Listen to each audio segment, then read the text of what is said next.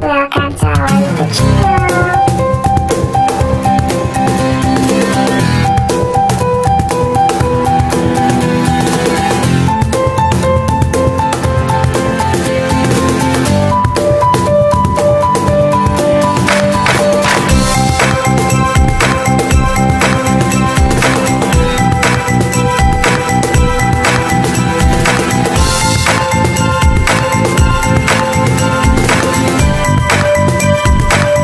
Assalamualaikum warahmatullahi wabarakatuh. Nama saya Siti Istiqomaritonga, NIM 2025080 jurusan PGMI. Di sini saya akan menjelaskan mengenai pemikiran Al-Kindi.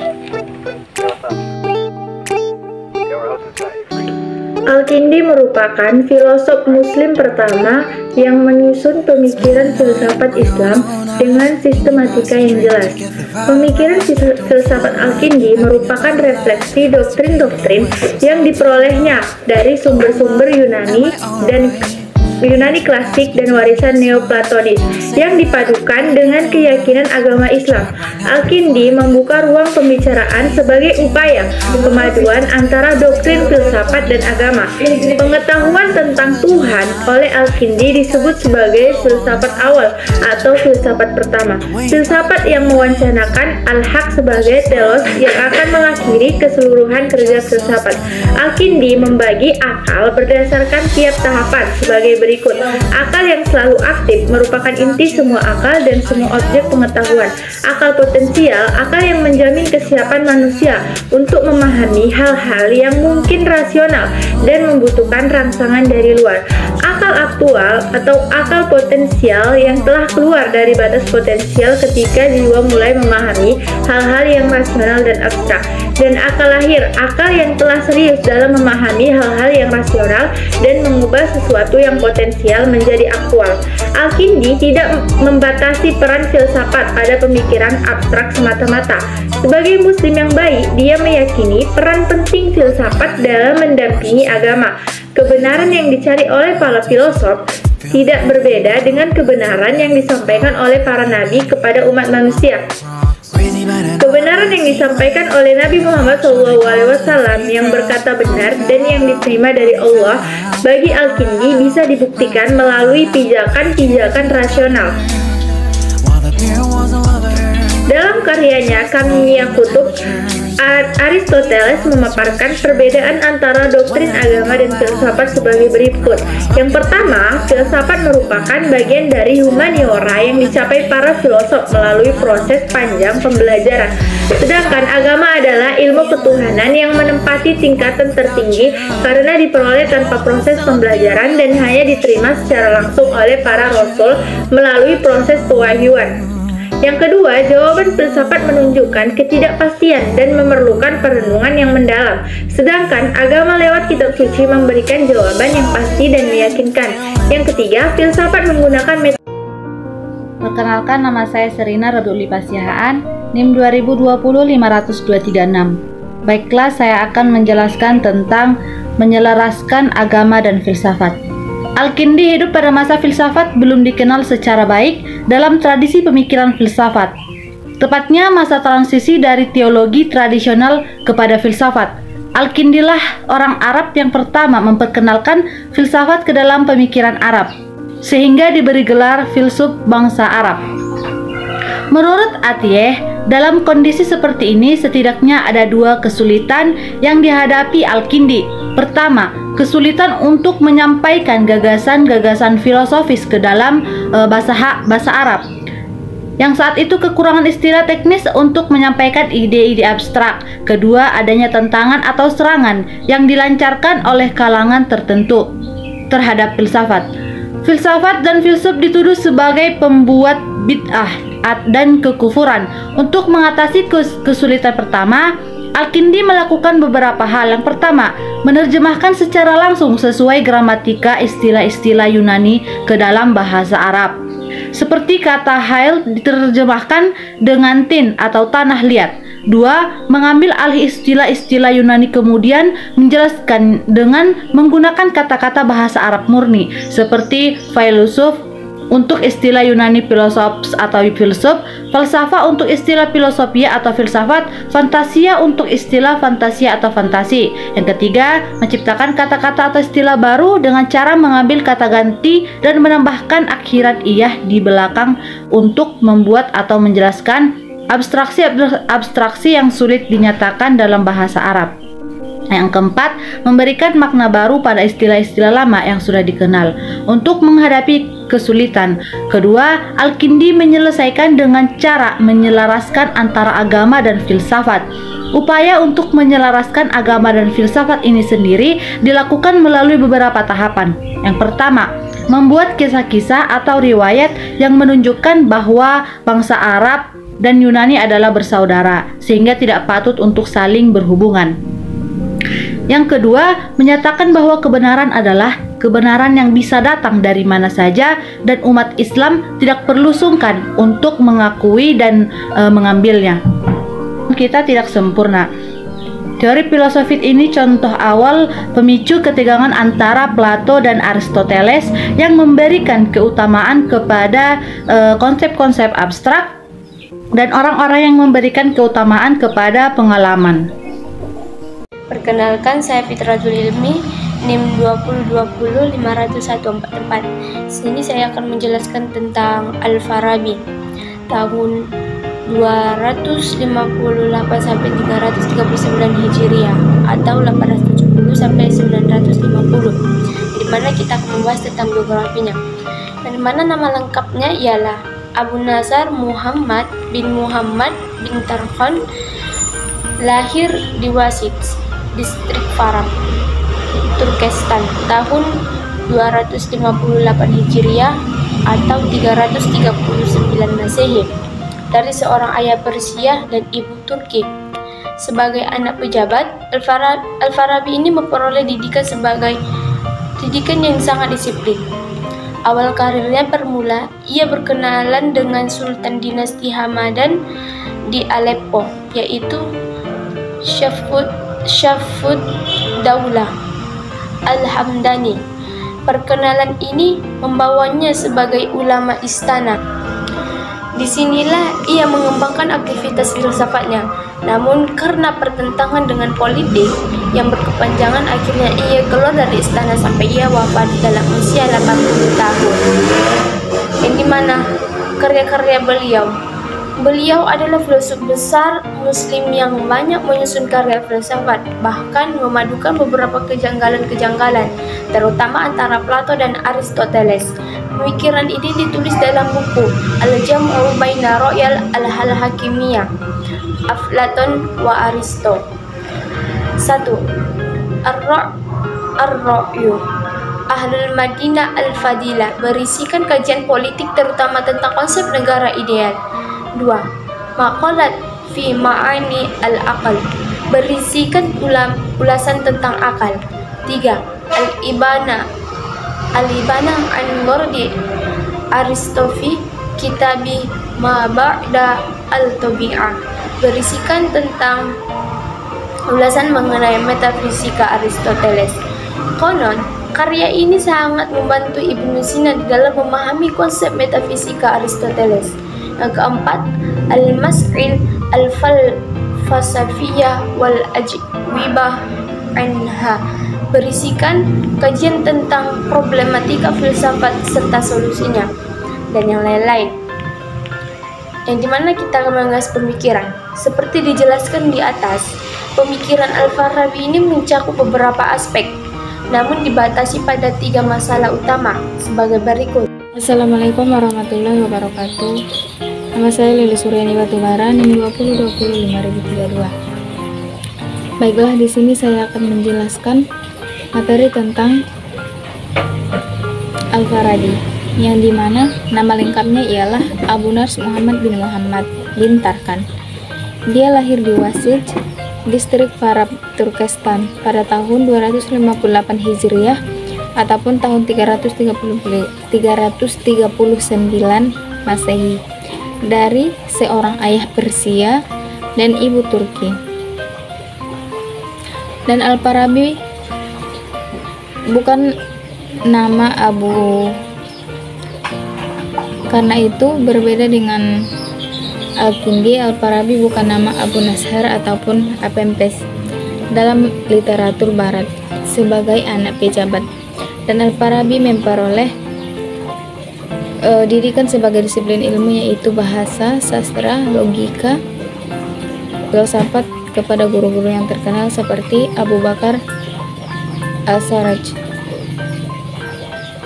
Awal karirnya bermula ia berkenaan dengan Sultan Dinasti Hamadan di Aleppo, yaitu Saifud Daulah Al-Hamdani. Disinilah ia mengembangkan aktivitas filsafatnya, namun karena pertentangan politik yang berkepanjangan, akhirnya ia keluar dari istana sampai ia wafat usia 80 tahun. Adapun karya-karya beliau ialah filsuf besar Muslim yang banyak menyusun karya filsafat, bahkan kemadukan beberapa kejanggalan-kejanggalan terutama antara Plato dan Aristoteles. Pemikiran tersebut Al-Farabi mencakup beberapa aspek, namun dibatasi pada 3 masalah utama, yaitu dimana yang pertama kesatuan filsafat, dan yang kedua ketuhanan. Membicarakan ketuhanan, Al-Farabi mengatakan Allah adalah wujud yang tidak mempunyai hole, meter, ataupun benda. Untuk membuktikan kesempurnaan wujud Tuhan, Al-Farabi membagi wujud kepada 2 tingkatan, yaitu wujud yang ada ataupun mungkin ada karena disebabkan yang lainnya. Yang kedua, wujud yang mengada dengan sendirinya. Dan yang ketiga, penciptaan alam. Permasalahan yang muncul di dalam kajian penciptaan alam yang indah, apakah alam muncul langsung dari Tuhan ataupun tidak? Kemudian Al-Farabi menyatakan bahwa alam berasal dari Tuhan, namun melalui beberapa tahapan. Assalamualaikum warahmatullahi wabarakatuh. Perkenalkan, nama saya Sofi Amira dengan NIM 20205081. Baiklah, di sini saya akan menjelaskan tentang Imam Al-Ghazali. Biologi nama lengkapnya ialah Abu Hamid Muhammad Ibnu Muhammad Ibnu Al-Ghazali Al-Tusi, lahir di desa Tus, Khurasan, Iran tahun 450. Muhammad sejak kecil Al-Ghazali menjadi yatim, sehingga ia dan saudaranya Ahmad dipelihara oleh seorang sufi, temannya ayahnya. Kondisi ini tidak menyurut semangat belajar agama. Guru terpentingnya ialah Iman Harmais Al-Junaini dalam bidang teknologi, dan Abu Ali Al-Fat Muhammad Ibnu Al-Ghazali Al-Fariji berkat bimbingan dari 2 guru besar ini dan guru-guru tidak resmi lainnya.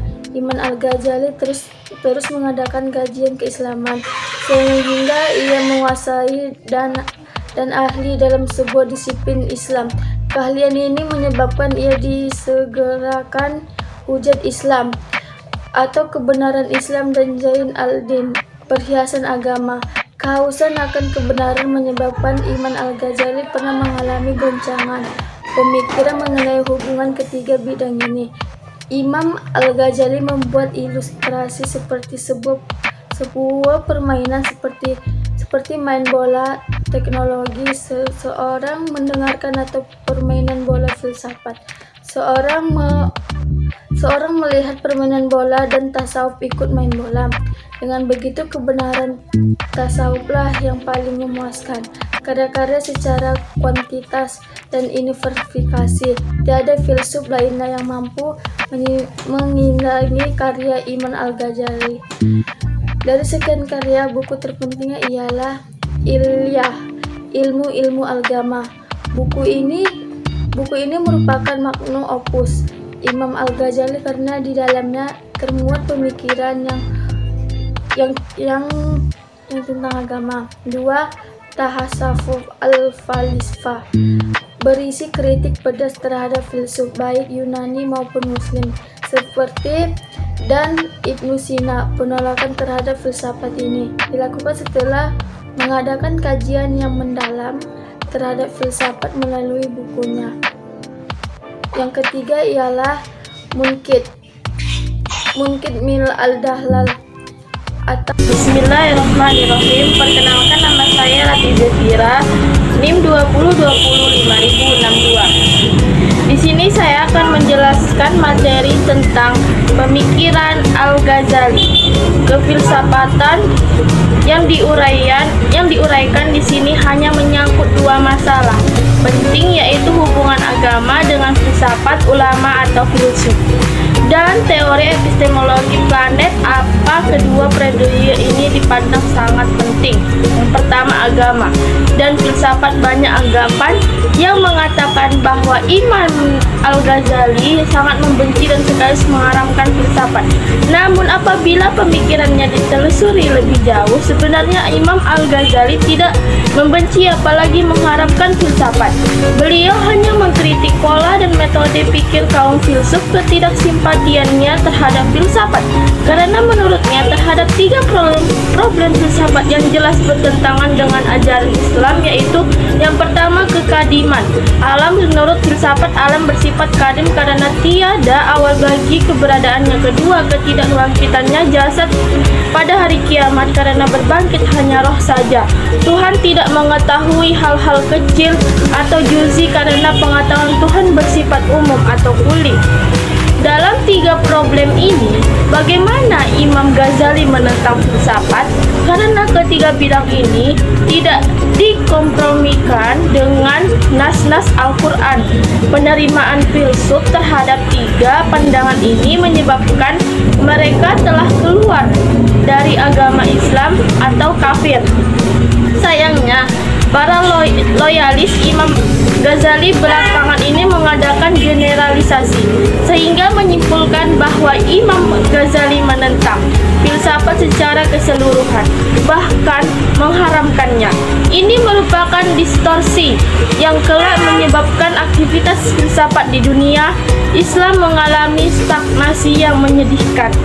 Menurut Imam Al-Ghazali, pengetahuan manusia berasal dari tiga sumber, yaitu akal, yaitu manusia memperoleh pengetahuan dengan mempergunakan akal pikirannya. Semacam ini ibarat muncul dengan sebutan rasionalisme. Ada juga yang namanya indra. Indra yaitu manusia memperoleh pengetahuan dengan menggunakan panca indranya seperti mata, lidah, hidung, kulit, dan telinga. Bahkan semacam ini diibaratkan muncul dengan sebutan empirisme.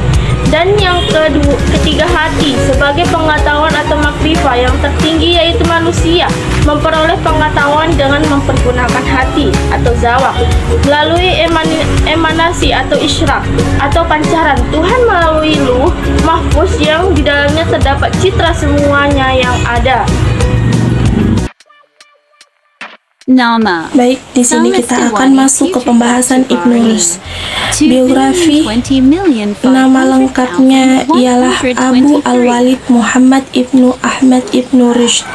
Lahir tahun 520 di Cordova, Spanyol. Karena itu Ibnu Rushd termasuk filsuf muslim dari belahan barat dunia Islam. Di barat ia dikenal dengan nama Apeitoes. Kecuali ahli dalam bidang filsafat, beliau juga ahli dalam bidang hukum Islam. Hal ini dapat dicermati pada bukunya Bidayat al-Mujtahid. Sedangkan keahlian dalam filsafat tidak diragukan lagi, terutama ulasannya yang akurat terhadap karya Aristoteles, sehingga Dante 1265 sampai 1321 Hijriah Masehi dalam bukunya Divina Commedia, Komedi Ketuhanan, dan digelar pula sebagai penyelamat filsafat di barat dengan upaya definisinya terhadap serangan Al-Ghazali dengan karyanya yang berjudul Tahafut Al-Tahafut. Karya-karya uraian di atas menampilkan informasi sekilas tentang karya-karya Ibnu Rushd. Lebih lengkapnya, karya beliau mencakup 1. Tahafut Al-Tahafut atau kehancuran orang yang menghancurkan. Karya ini berisi pembelaan terhadap filsafat yang diserang oleh Imam Al-Ghazali. Yang kedua, Bidayat al-Mujtahid. Buku ini berisikan kajian fikih, perbandingan, dan lain-lain. Ibnu Rushd merupakan filsuf terpenting yang pemikirannya mencakup mencakup aspek-aspek, namun dalam uraian ini dibatasi pada dua masalah, yaitu hubungan agama dan filsafat dan pembahasan kausalitas atau sebab akibat. Hubungan agama dengan filsafat. Buku Tahafut al-Falasifah tersebut menurut Ibnu Rushd bukanlah analisa filsafat, melainkan analisa sufisit, karena hanya merupakan analisa sufisit yang tidak terlepas dari perasaan. Maka menurutnya buku ini adalah gambaran dari bahasanya, bukan cetusan dari pemikirannya yang sesungguhnya. B. Kausalitas. Konsep kausalitas membicarakan adanya sebab akibat pada setiap kejadian yang ada dalam alam ini. Ibnu Rushd mengajukan pemikiran yang relatif, sama dengan aliran Mu'tazilah, yaitu pada prinsip Tuhan tidak menciptakan akibat atau accident, melainkan hanya menciptakan sebab atau substansi. Karena itu terjadinya suatu peristiwa atau akibat tidak langsung dari Tuhan, melainkan melalui sebab perantara, yaitu substansi. Hal ini didasarkan pada prinsip bahwa ketika Tuhan menciptakan sesuatu, sekaligus telah memberikannya kemampuan untuk berbuat, melahirkan peristiwa sesuai dengan konsep determinisme. C. Pembelaan terhadap filsafat.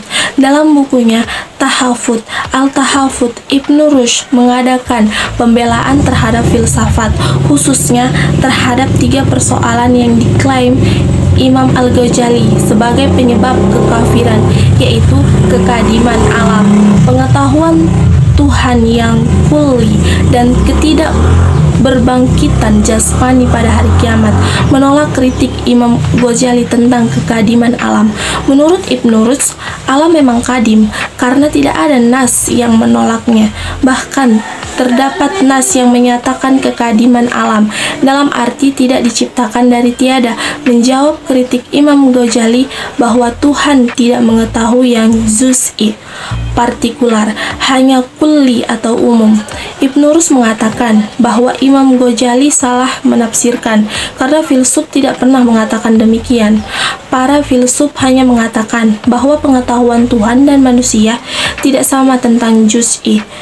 Menjelaskan bahwa yang berbangkit pada hari kiamat hanya rohani, sebenarnya sama dengan pandangan Imam Ghazali ketika ia memasuki dunia tasawuf. Dengan demikian, apa yang ditantang Imam Ghazali sebenarnya tidak ada atau salah sasaran. Inilah yang dianggap sebagai keteledoran Imam Ghazali. D. Filsafat Islam pasca Ibnu Rushd. Sejak Ibnu Rushd, kegiatan kefilsafatan mengalami perubahan yang signifikan. Perubahan pertama terjadi dalam bidang kajian filsafat. Kajian filsafat beralih ke dalam bentuk tasawuf atau berupaya memadukan filsafat dengan tasawuf, yang seiring disebut dengan tasawuf falsafi. Perubahan kedua terjadi dalam bidang kawasan pengembangan sebagai imbas dari serangan Imam Ghazali terhadap filsafat. Maka ulama belakangan terutama di belahan timur dunia Islam menganggap filsafat sebagai sesuatu yang lain dari nas atau ajaran Islam, yang berakhir dengan pengharaman filsafat. Thanks for watching guys. Wassalamualaikum warahmatullahi wabarakatuh.